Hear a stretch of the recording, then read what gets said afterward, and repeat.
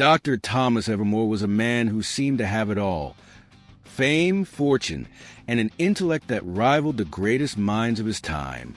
Born in the late 1700s, he quickly gained recognition for his groundbreaking work in medicine and anatomy, earning the title of one of the finest physicians in all of Europe. His reputation stretched from Paris to London, with many saying he could cure diseases others considered incurable. But as the years passed, there was one obsession that consumed him: immortality. The concept of eternal life had fascinated Dr. Evermore for as long as he could remember. As a child, he'd witnessed the death of his parents, an experience that left an indelible mark on him. It wasn't just grief that haunted him. It was the cold finality of death, the way life could vanish in an instant, leaving behind nothing but memories. From that moment on, he vowed to never let that fate befall him. He would find a way to cheat death, to conquer the one thing that could not be controlled: time. Years turned into decades, and Dr. Evermore's obsession with life beyond death deepened. His studies took him beyond conventional medicine into the realms of alchemy, ancient texts, and occult knowledge. He spent countless nights locked in his study, poring over dusty scrolls and conducting secret experiments that few knew about. The townspeople, once proud of his brilliance, began to whisper behind his back. They said that the doctor was meddling with forces beyond human comprehension, that his mind had started to warp with his desire for immortality. One fateful night, after years of tireless research, Dr. Evermore believed he had unlocked the secret of eternal life. He had formulated a serum, a complex concoction of rare herbs, mystical compounds, and most importantly, his own blood. The serum, he believed, could halt the aging process, freeze the body in perfect health, and preserve life for eternity. He had tested it on animals, and the results were extraordinary.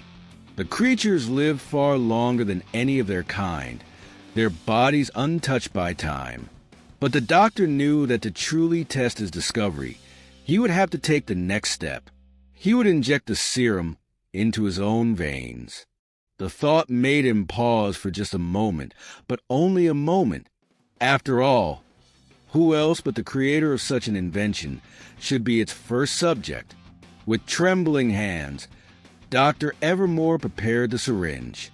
The needle glinted in the candlelight as he drew the serum into it. His heart pounded in his chest. As he injected the liquid into his bloodstream, a strange warmth spread through his body. He felt no pain, no immediate changes, only a profound sense of peace. For the first time in years, he felt at ease, as though a great weight had been lifted from his soul. Days passed, and there was no change. Dr. Evermore went about his work as usual, convinced that he had succeeded. His colleagues remarked on how youthful he appeared for a man of his age, but none suspected the secret he had unlocked. He marveled at how his body remained free of fatigue and illness, while others around him aged and grew frail. Still, something was amiss. Months later, Dr. Evermore began to notice subtle changes. His once brilliant mind started to feel empty. He no longer found joy in his work, nor did he take pleasure in the simple things he once adored. The world around him became a blur of muted colors and sounds. He stopped dreaming, stopped feeling. His emotions faded into nothingness, leaving behind only a hollow shell. He remained youthful, but he was no longer truly alive. It wasn't long before rumors began to spread. Whispers of Dr. Evermore's strange condition, his apparent lack of aging, and the eerie silence that seemed to follow him. He withdrew from society, retreating into his mansion, where he spent his days wandering the dark halls, lost in thought. His servants reported strange occurrences. Objects moved on their own.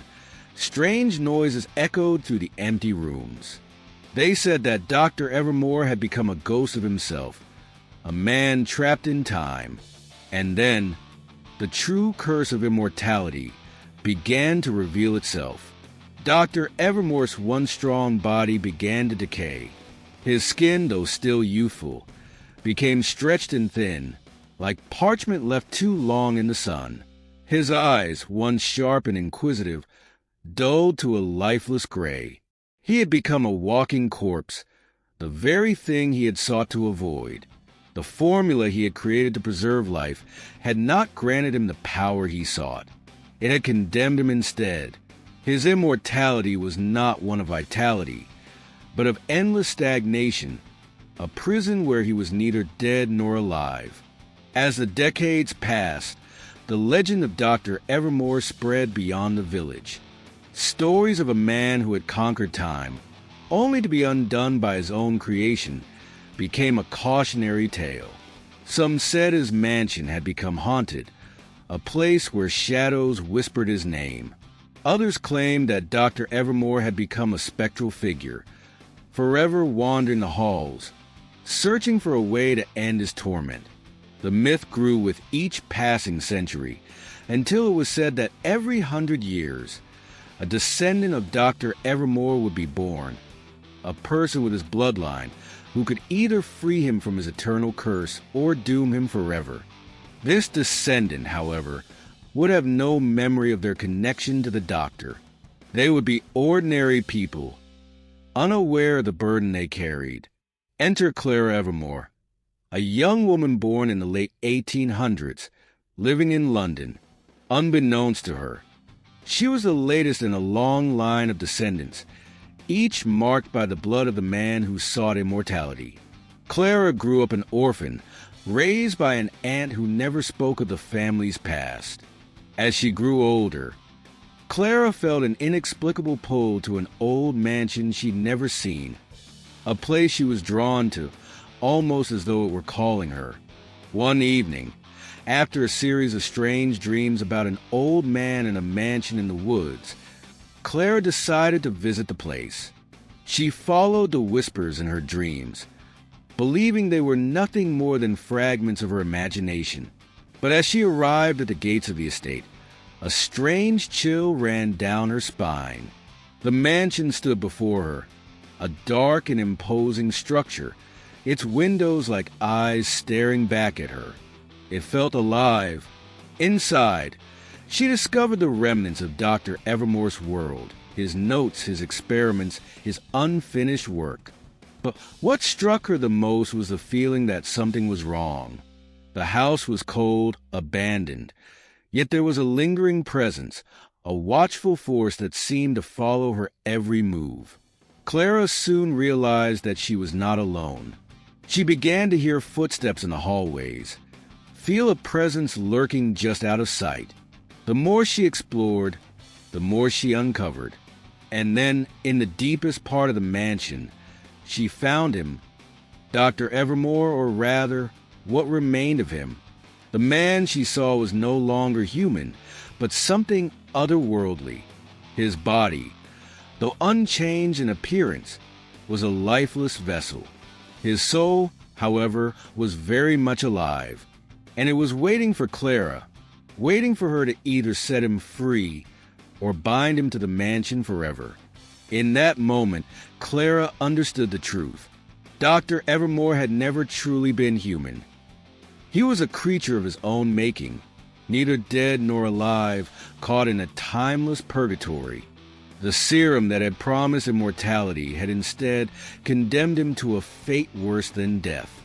Clara was faced with a choice: free Dr. Evermore from his prison, risking the unleashing of his dark power, or keep him trapped forever, ensuring the safety of the world, but condemning her bloodline to carry the burden for eternity. The weight of the decision pressed upon her, but Clara knew what must be done. She had to end the curse once and for all. In the dead of night, under a blood-red moon, Clara made her choice. She destroyed the formula, burned the notes, and sealed Dr. Evermore's mansion. As the first light of dawn broke across the horizon, the presence in the house faded, and for the first time in centuries, peace descended on the land. The legend of Dr. Thomas Evermore ended, but Clara's life was forever changed.